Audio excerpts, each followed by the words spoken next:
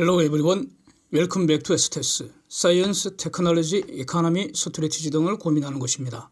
드디어 후판 가격 인하 협상 종료된 것 같고요. 현대중공업과 현대제철 간의 협상이 타결되었다고 어제 보도가 나왔습니다. 이를 기초로 삼성중공업도 인하 폭이 아마 조만간 결정될 것 같습니다. 그래서 보도로는 톤당 100만 원 선 근방이라고 하는데 이것이 어느 정도 비용 절감 효과가 있어서 4분기에 정말로 삼성중공업 흑자 전환될지 산수해 보고요. 앞으로 조선주 투자 전략 점검해 보겠습니다. 사진은 3분기 삼성중공업 사업보고서에서 보고된 내용인데 3분기 후판 가격 평균이 톤당 117만 9천 원 적용됐다. 이런 거 알 수 있습니다. 삼성중공업은 연간 대략 한 100만 톤 후판 사용하는 것으로 이렇게 알려져 있습니다.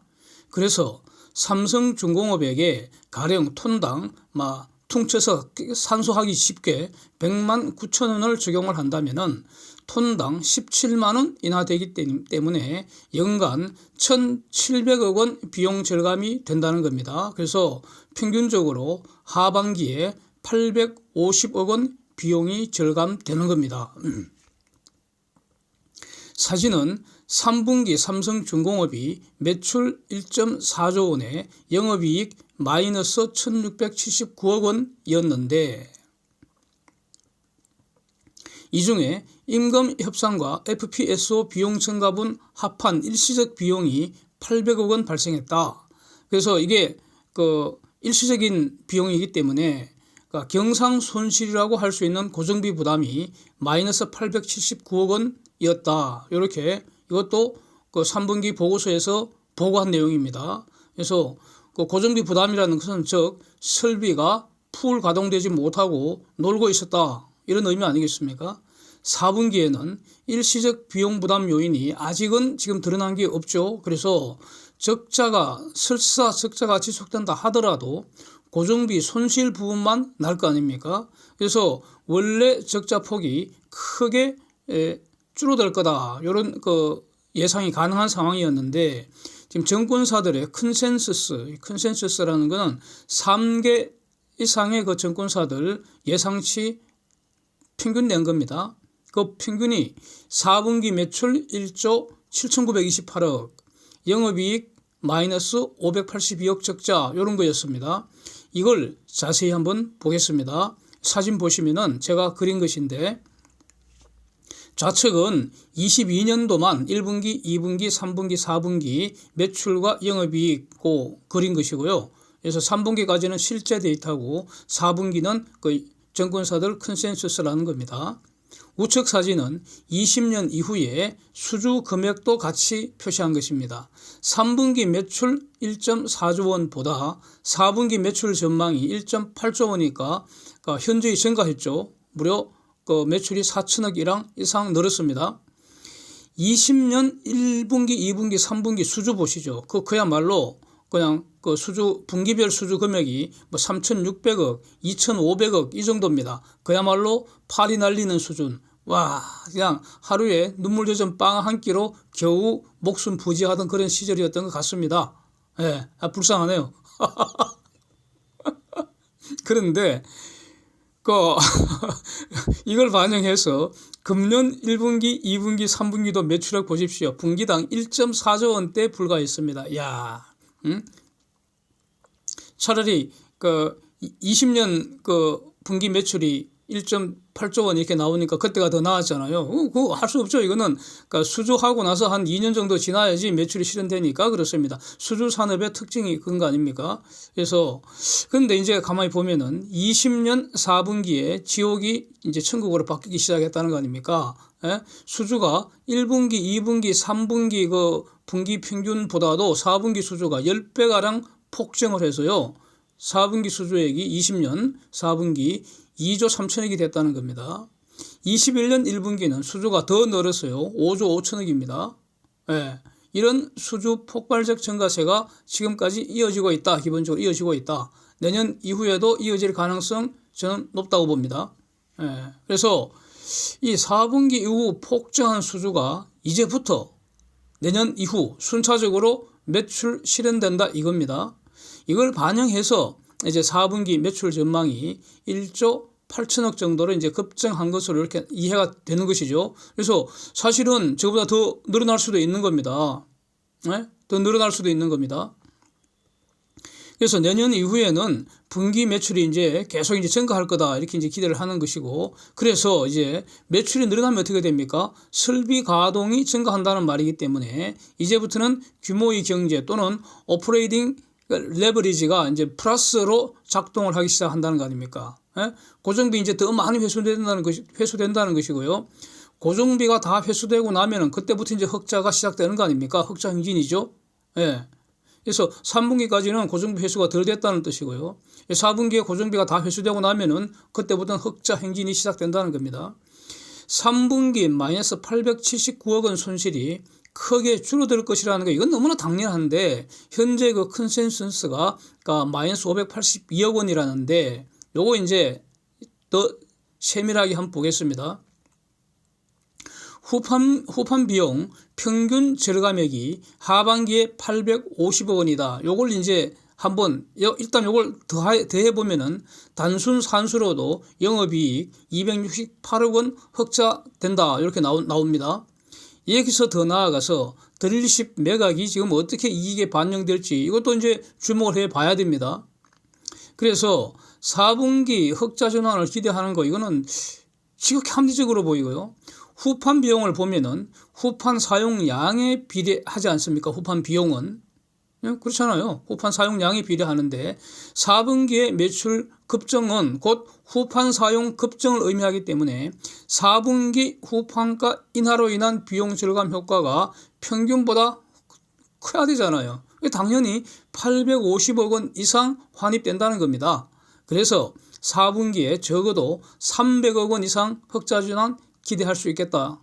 저는 이렇게 정리하겠습니다. 이제 여기서 한 가지 더 기억하겠습니다. 지난 상반기 보면은요, 그때도 뭐 후판 가격 인상 협상한다고 언론 막 도배가 되고 난리가 났었는데, 그때 제가 아마 제 기억으로는 가장 먼저 제가 이 이슈를 제기한 것 같습니다.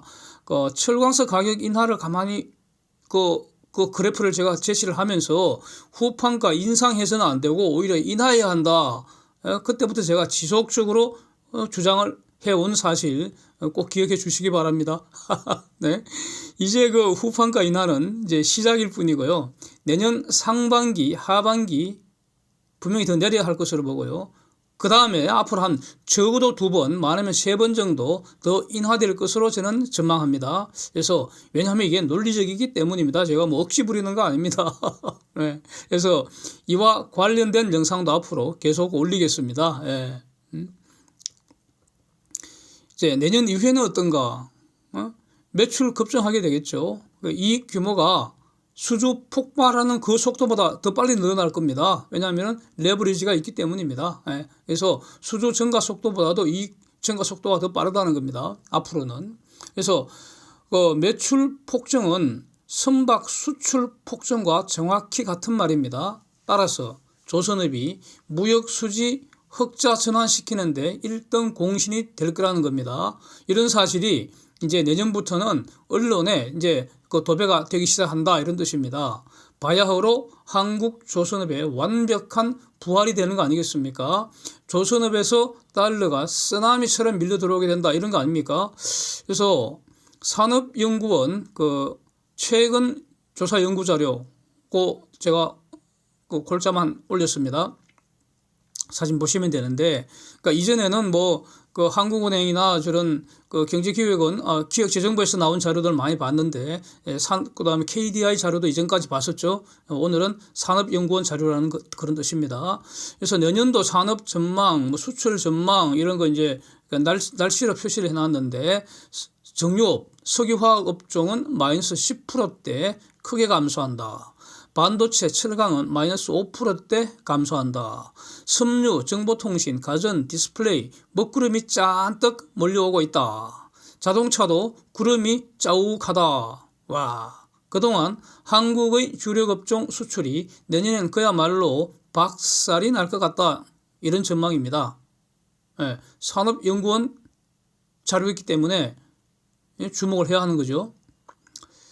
그런데 조선업 업황 보십시오. 햇빛 찬란합니다. 예, 매우 맑다 두 개나 붙어 있네요. 매우 맑음입니다. 예. 또 2차전지 바이오 헬스도 맑음이 있지만은 규모를 보면은 조선업과는 저거는 같이 놀아서는 안 됩니다. 예, 저건 따로 놀아. 예, 이렇게 돼야 됩니다. 예, 2차전지는 따로 놀아. 조선업과 같이 놀면 안 됩니다. 그래서 내년 이후 압도적 업황 개선은 조선업이라는 겁니다. 예, 조선업이라는 겁니다. 그 다음 또 다음 자료 보시면 무역협회 전망시입니다. 무역협회. 숫자는 조금씩 다 다릅니다. 그러나 추세, 방향성은 지금 동일합니다. 자, 그런데 이런 내용도 사실은 말이죠. 이 신나게 놀자에서 지난 여름 무렵부터 제가 줄기차게 말씀드려온 거 아니겠습니까? 이걸 또 기억하겠습니다. 그래서 아마도 산업연구원이 신나게 놀자에서 신나게 놀다 간 것 같습니다. 자, 효율적 시장가설, efficient market hypothesis라는 거, 이거 내용을 제대로 아는 것도 중요하지만 가장 중요한 거는 시장에서 유용하게 실천하는 거 아니겠습니까? 그게 바로 전쟁터에서 살아남는 무기가 돼야 되는 거 아니겠습니까? 이거 모르는 것보다 알기 때문에 투자 수익률을 올릴 수 있게 되는 거, 요게 안고 아니겠습니까? 그래서 이걸 실천적으로 적용한다면 투자에서 과거를 물으면 안 된다는 겁니다. 예? 투자에서 과거를 물어서는 안 됩니다. 왜 그렇습니까? 과거는 이미 현재 주가에 다 반영되어 있다는 것이고요. 더 나아가서 심지어 내가 모르는 정보까지도 이미 시장에 반영되어 있다. 이런 겁니다. 왜 연구하니 각 분야의 최고의 전문가, 이거 고춘문가가 아니고요. 진짜 전문가, 즉 이 사람들을 최소 수재라고 부르고 또 어떤 경우에는 천재들이라고 하잖아요. 이 천재들이 다 지금 시장에 참여하고 있고요. 자기들만 아는 최고의 정보는 다 지금 시장에 반영시키기 때문입니다. 경쟁적으로 시장에 반영시킵니다. 세상의 모든 천재들이. 그래서 나보다는 시장이 더 똑똑하다. 그래서 제가 이렇게 표현하는 겁니다.